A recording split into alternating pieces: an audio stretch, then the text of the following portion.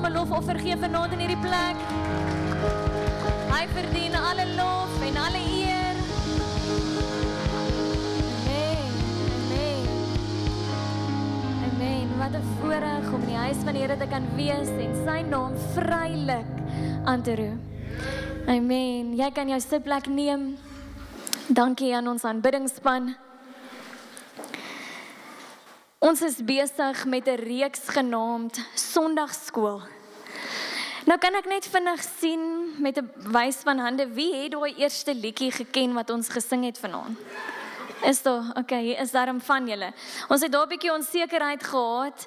Ek sal bietjie later met Raymond praat oor die liedjies van die Sondagskool, want klink my hy was die leraar en hy was van die Sondagskoolkinders wat nie daai lied geken het nie. Maar ek weet later in die reeks glo ek sal daar ander liedjies van Tribe J wees waarmee hulle sal relate. Maar dit is altyd net so 'n hoftong in die kies hoekom ons besluit het om met daai liedjies te begin. Maar toe ons bid in die bidkamer voor die tyd, toe sê my man, hoe belangrik dit is dat ek en jy partykeer soos 'n kind moet dra. Want dit is wat die woord sê, ons moet glo en vertrou soos 'n kind. En wanneer ons hierdie liedjies sing en onthou, mag dit vir jou 'n herinnering wees van daardie tipe kinderlike geloof en vertroue wat jy veronderstel is om aan vas te hou. En dan was dit nie net mooi hierdie lied wat gesê het, hoe lekker is dit om die Here te dien nie. Want ek dink die vraag in die bidkamer was, is dit nog vir jou lekker? Lyk dit nog vir jou lekker? Lyk dit vir ander mense asof dit vir jou lekker is om die Here te dien? Het jy nog 'n ywer, 'n passie, 'n oorgawe, 'n liefde wat nie kan ophou getuig van dit wat God in jou lewe doen nie? Want dit is waaroor dit gaan. En ek hoop aan die einde van ons Sondagskoolreeks is jy so geïnspireer deur elke karakter en elke persoon en elke storie wat jy van gehoor het, dat jy weer daai passie en daai ywer sal uitleef. Nou ek wil vinnig net gehou die kennis toets, of eintlik net die wat opgelet het laas week. Kan enige iemand vir my sê wat was die karakter se naam waaroor Pastor Raymond gepraat het? Benaya. Okay, great. Kan ons vir haar 'n klap gee?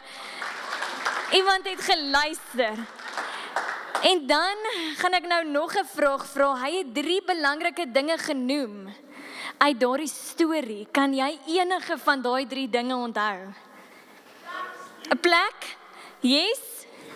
Daar's 'n leeu, daar's 'n vyand. Sneeudag. Daar sy. Well done. Raymond, almal het geluister. Dankbaar. Nou, ons het uit Benaya se storie geleer hoe belangrik dit is om die geleentheid wat oor jou pad gestuur word te gryp, sodat jy iets vir God kan doen. Dat daar 'n getuienis kan kom vir hoe God deur jou werk en in daai situasie redding bring tot sy eer. En vanaand wil ek daarbey aansluit en deur julle te vat na 'n verhaal uit Jeremia 38 en 39. En ek was so bly toe ek die karakter se naam vroeër by van die volonteërs noem. En Leanne is altyd half my toets, want Leanne ken nogal haar Bybel redelik goed. So as jy iemand in jou vasvraespan wil hê met 'n volgende connect night, maak seker is Leanne. Maar ek moet sê, ek was toe nou beïndruk dat sy toe nou nie hierdie karakter ken nie. Toe sê ek soos, yes, want ek moet praat oor 'n onbekende karakter. So ek glo dit sal dan nou vir jou ook 'n nuwe karakter wees. Maar uit Jeremia uit vind ons hierdie profeet Jeremia, en ek gaan nie net oor hom praat nie, ek gaan spesifiek oor 'n onbekende persoon praat. Maar net so 'n bietjie agtergrond vir jou voordat ons na die woord toe gaan. Jeremia is een van die profete in die Ou Testament, en profete was mense wat deur God gepraat het met die volk. Hulle het nie toegang gehad soos ek en jy in verhouding waar elke persoon self met God gepraat het nie. Daar was nog nie daardie verhouding nie. Party van die mense het dit begin verstaan en het God gebruik, en as ons dink aan Moses en hoe God aan Moses verskyn het en hoe daar verhouding begin kweek het, maar oor die algemeen in die Ou Testament was daar altyd 'n priester of 'n profeet, en hy het die woord van God vir die hele volk gebring. En so was Jeremia een van hierdie profete. Die opdrag was, hy moet die woord van God deel. En ongelukkig in 'n groot gedeelte van die boek van Jeremia bring hy nie noodwendig goeie nuus die heeltyd vir die volk nie. Daar's oomblikke waar hy die volk moet waarsku. Daar's oomblikke wat hy moet sê hierdie slegte goed gaan met julle gebeur as julle nie nou terugdraai en gehoorsaam raak nie. En 'n groot gedeelte van sy lewe en sy bediening is om hierdie slegter nuus te deel, die waarskuwing, die moeilike werk. Daar is wel tussen hoofstuk 33 en 35 waar hy wel hoop bring en waar hy praat oor God se planne vir hierdie volk wat nog planne is van hoop en waar God nog wil kom en hierdie volk wil restoreer. So daar was daarom 'n gedeelte van sy werk wat dalk bietjie lekker kon wees. Maar as jy altyd gewonder het of waar jy is en of dit nie vir jou lekker is nie, dink partykeer aan van die profete wat voor al hierdie hordes mense moet staan en elke keer negatiewe nuus moet bring of 'n waarskuwing. Iemand het vroeër ook in die bidkamer genoem dat hoeveel keer, ewen net in die boek van Rigters, die Israeliete word gered deur een van die rigters wat gestuur word en dan volg hulle die Here en hulle is so dankbaar en dit gaan goed en die redding is daar en die oomblik as daai rigter doodgaan dan val die volk weer terug. En dan moet hulle weer wag vir 'n nuwe redder om op te staan. Maar so is dit maar die mensdom. En so vind ons hierdie gedeelte waarop ons vanaand gaan fokus in hierdie boek van Jeremia, waar Jeremia weer eens moet gaan en hy moet woord vir die volk bring, wat nie noodwendig goed is nie.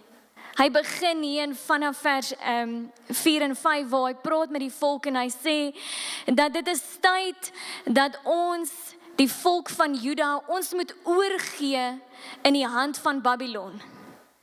God vra dat ek en jy moet oorgee. We need to surrender in die hande van Babylon sodat ons daardeur oorgeneem kan word en dat daar eventually herstel kan kom. Maar toe die leiers van hierdie land dit hoor, die volk van die Here se leiers, toe hulle hoor, hulle moet oorgee in die hande van Babylon, hulle vyand, toe sê hulle dit gaan glad nie gebeur nie. En hulle is so kwaad vir Jeremia wat hierdie woord bring, dat hulle besluit dat hulle hom moet toesluit. Hy moet eerder in die tronk gegooi word. En ons vind dan hierdie skrifgedeelte van vanaand, vanaf vers 6, waar hulle hom na die koning toe bring en die koning sê maar, ek gee hom oor in julle hande, besluit julle maar, wat moet julle met hierdie profeet van God doen? En dan in vers 6 lees ons, hulle het Jeremia toegevat en hom in die put van Malkia, seun van die koning, gegooi. Die put was in 'n gedeelte van die paleis waar die wagte gebly het. Hulle het toue gebruik om Jeremia te laat afsak en daar was nie water in hierdie put nie, net modder. Jeremia het in die modder weggesink. En dan lees ons van 'n baie belangrike amptenaar in die koning se paleis, Ebed-Melek, die Ethiopiër, het gehoor dat Jeremia in die put was en die koning het toe in die Benjaminpoort gesit. Ebed-Melek het van die paleis af na die koning toe gegaan en vir hom gesê, meneer die koning, hierdie mans het 'n verkeerde ding gedoen en hulle het vir Jeremia in die put gegooi. Hy sal gou doodgaan van honger, omdat al die brood in die stad al op is. Die koning het vir Ebed-Melek beveel, vat 30 mense saam met jou en trek Jeremia uit die put op voor hy doodgaan. En Ebed-Melek het toe die manne saam met hom geneem na die pakkamer onder die stoorkamer van die paleis. Hulle het lappe en ou klere daar gevind wat hulle na die put toe geneem het. Hulle het dit met 'n tou na Jeremia toe laat afsak. Ebed-Melek die Ethiopiër het na Jeremia geroep en gesê, sit die lappe en die ou klere onder jou arm sodat die toue jou nie seermaak nie. En Jeremia het dit so gemaak. Hulle het Jeremia met die toue opgetrek en hom uit die put uitgehaal. En daarna het Jeremia weer in die paleis se gevangenis gebly. Nou dis nou 'n mond vol en ek wil vinnig net by 'n paar belangrike woorde stil staan. En die eerste ding wat ek raak sien uit hierdie gedeelte uit is hierdie werk wat Jeremia moes doen om vir hierdie volk te moet sê, hulle moet oorgee. Nie noodwendig die beste nuus nie, want nou voel hulle moet oorgee in die hand van hulle vyand. Maar ek kan so vereenseldig met hierdie klomp mense, want 'n paar weke terug het ons vir die eerste keer gaan rock climb. En ek vind myself op hierdie plek waar ek is vasgemaak in hierdie harnas en op hierdie tou, en ek moet self tot bo by die muur klim, en dan as ek daar bo kom, dan moet ek laat gaan, sodat ek vir 'n rukkie kan val. Hierdie meganiese tou vang jou, en dan bring hy jou stelselmatig weer af. Nou ek weet nie van wie van julle het al ooit gerock climb nie, of wie van julle hou daarvan om sommer net van goed af te spring en te val nie. Maar ek het in daai oomblik besef, dis nie eintlik vir my nie. Halfpad teen hierdie muur op, toe hulle vir my sê, okay, jy moet nou val, jy moet letterlik net terugval, toe sit ek vas teen daai muur, en ek kan nie laat gaan nie. Want in my kop maak dit nie sin nie, hierdie tou is nie nou styf gespan nie, die harnas is nie los nie, en ek is oortuig, die vrou het nie ordentlik daaronder gekyk, of is hierdie ding vas nie, en nou gaan ek val. En hier is sulke matrassies deur onder, maar niemand het gesê dit gaan sag wees nie. So jy begin so 'n bietjie van 'n koue sweet uitslaan, en alles begin so half bewe, en jy moet jouself oortuig, dis okay, val. En die oomblik as jy dan nou wel geval het vir dit voel soos 'n ewigheid, maar dis letterlik 'n splitsekonde, dan gryp die tou jou, en dan kan jy normaal afgaan. En ek dink hierdie volk wat hierdie besluit moet neem om oor te gee in die hand van hulle vyand, dis letterlik soos, gee net oor, wees net gehoorsaam, en God se hand gaan nog steeds oor jou wees, en die voorsiening bring. Maar is om te laat gaan wat partykeer die moeilikste is. En ek sien, hulle is so gefrustreerd en so ontsteld om oor te gee, dat hulle eie profeet, hierdie profeet wat al vir jare lank vir hulle akkurate woord gegee het, en dinge wat in vervulling gekom het, maar weer eens betwyfel hulle hierdie man van God, en hulle besluit, hulle het nou genoeg gehad, hulle word eerder so deur vrees gedryf, dat hulle hom eerder gaan toesluit, en hy gaan nou sommer in 'n put gegooi word. Weer eens 'n plek, soos wat Raymond genoem het laasweek, wat nie goed is nie. Nie net 'n put van waar daar water veronderstel is om te wees nie, maar sommer 'n modderbad waarin hy sink.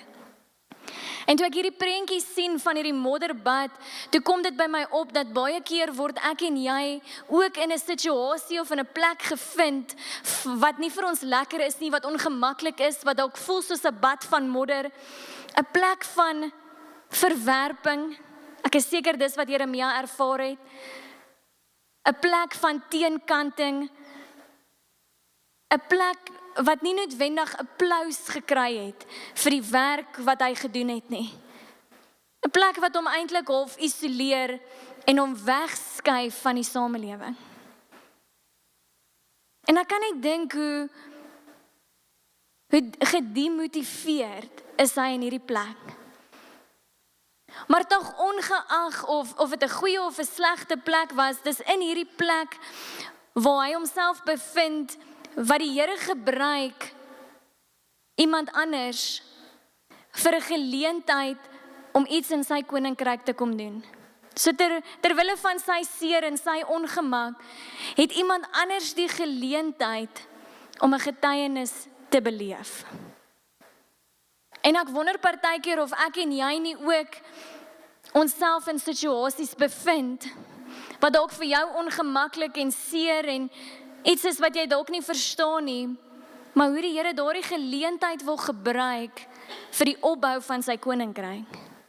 Vir die getuienis van sy goedheid wat daaruit kan leef. En dat ons ook, soos wat pastoor Raymond laasweek afgesluit het, nie meer na ons plekke en ons omstandighede moet kyk as alles wat sleg is nie, maar om dit te sien as 'n geleentheid vir God om iets te kom doen. Want jy sien, hierdie word 'n geleentheid vir 'n man met die naam Ebed-Melek, 'n Ethiopiër, om iets te kom doen. En ek wil vinnig stil staan by net sy naam. Ebed-Melek, 'n Ethiopiër. Die klem van die feit dat hy 'n Ethiopiër is, kom wys vir my en jou dat hy nie deel is van die volk van Juda nie.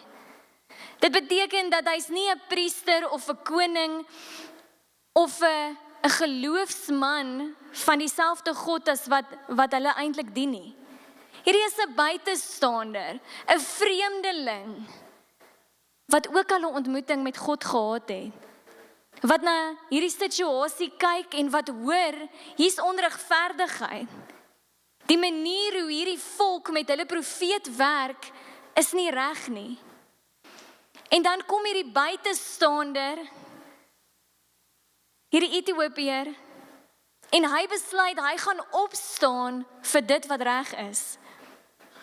Hy gaan opstaan en hy gaan 'n verskil maak in hierdie wêreld waar niemand dit wil hoor nie en niemand anders wil dink nie, want die hele omgewing rondom hom is gedryf met vrees.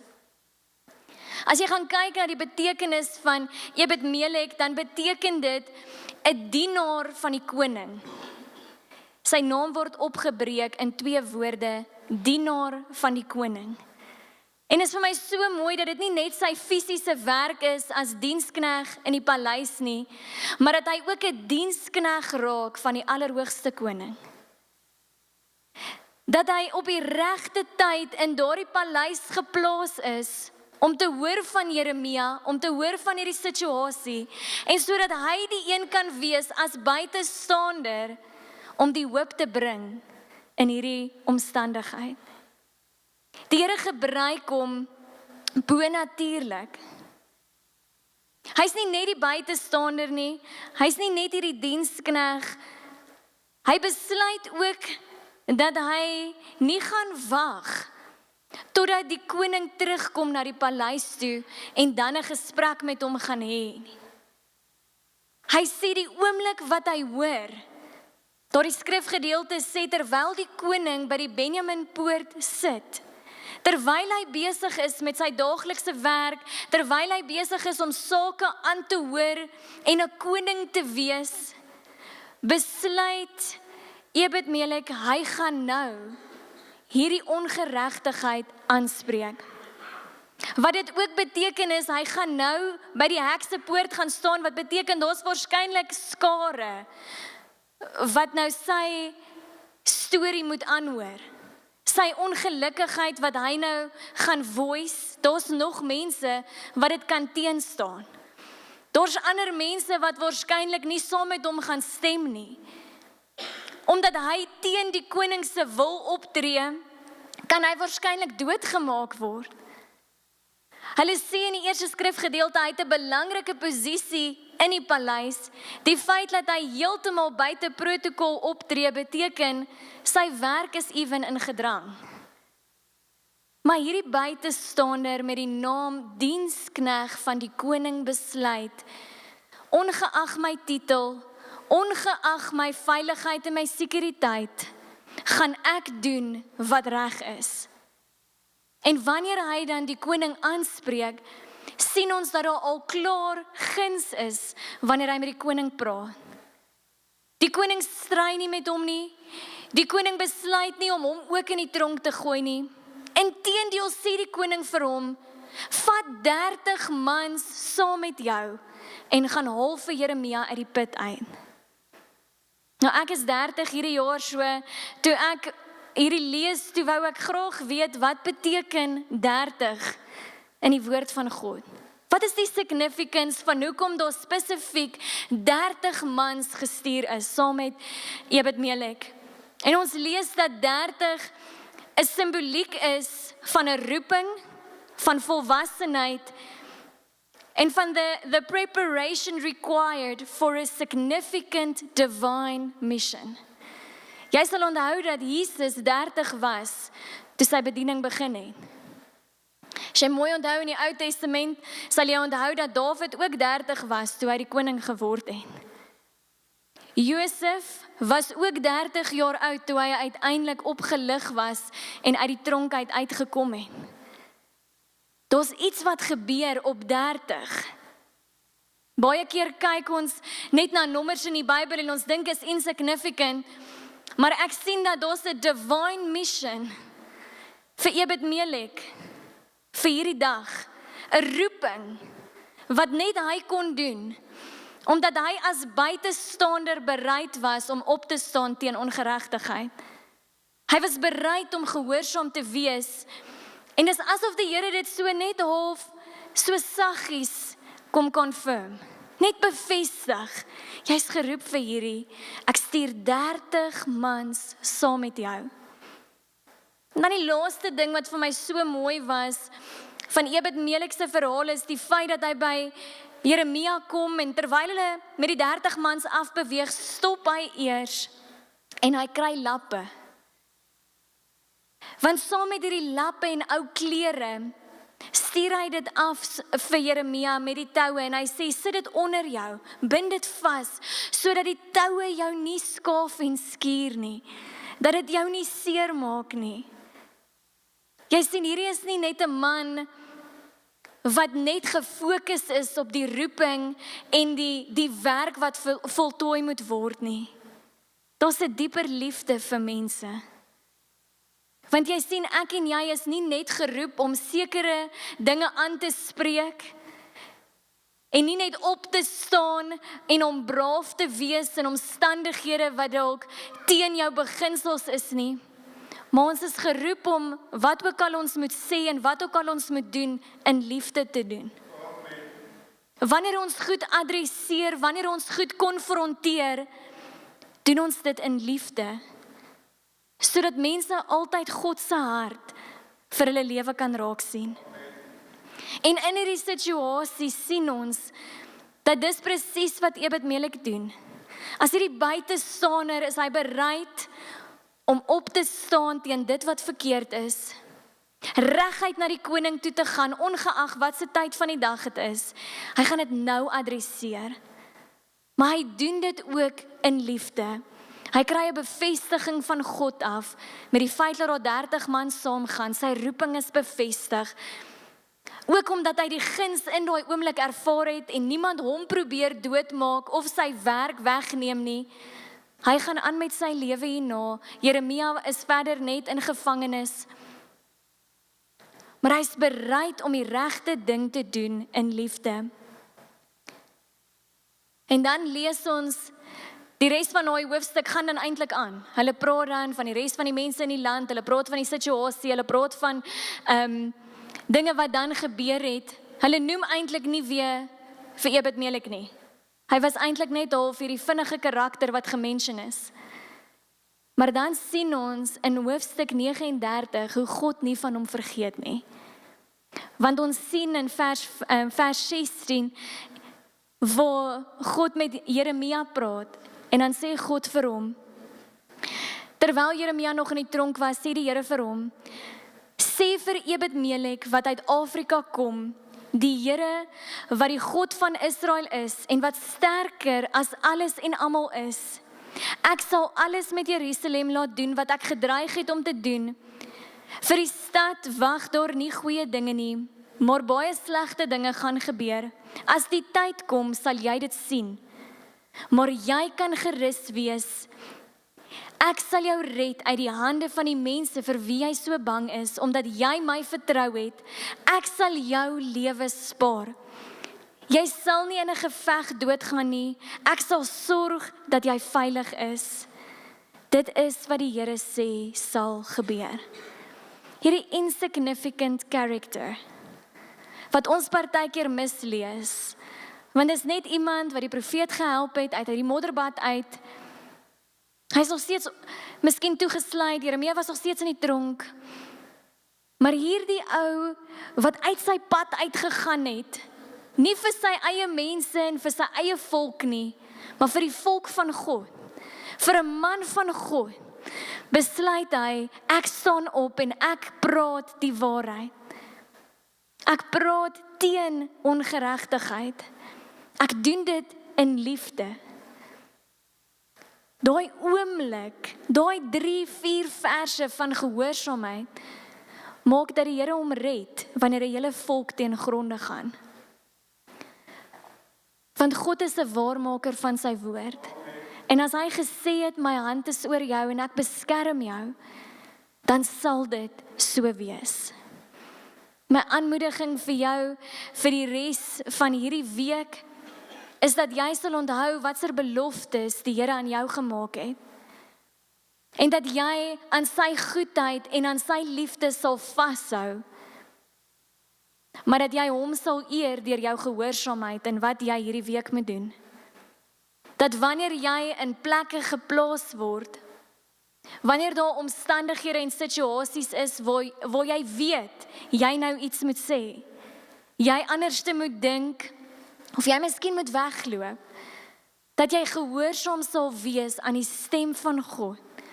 Want wanneer ek en jy gehoorsaam is aan daardie God, is daar dieselfde belofte van hoofstuk 39 vir my en jou, dat sy hand oor jou sal wees, dat hy jou veilig sal hou en dat hy jou sal beskerm. Hy sal jou deurdra. Maar hy vra dat dit wat ek en jy moet doen in hierdie week, nie net volgens sy wil is nie, maar ook in liefde. Dat elke besluit en elke gesprek ons deur sy liefde gelei sal word. Amen. Kom ons staan saam.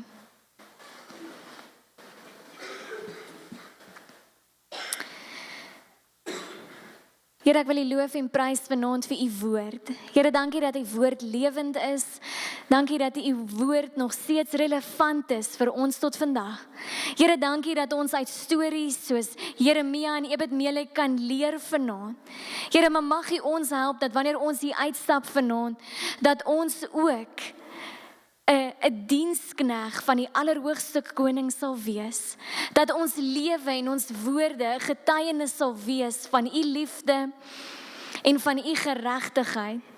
Here, ek bid 'n seën af oor elke persoon wat hier is vandag. Here, ek bid vir die week wat voor lê. Here, dat U ons sal dra, dat U ons sal lei. Maak ons sensitief vir U Heilige Gees. In Jesus naam. Amen. Was vir my so mooi, net 'n laaste gedagte, dat wanneer ek en jy gaan kyk na dit wat Jesus kom doen het, dan het hy ook gekom vir daardie buitestanders. Hy het vir sy eie mense gekom, maar ook vir daardie volk. En mag ek en jy, wanneer ons in hierdie week in beweeg, al die mense dieselfde hanteer met daardie liefde.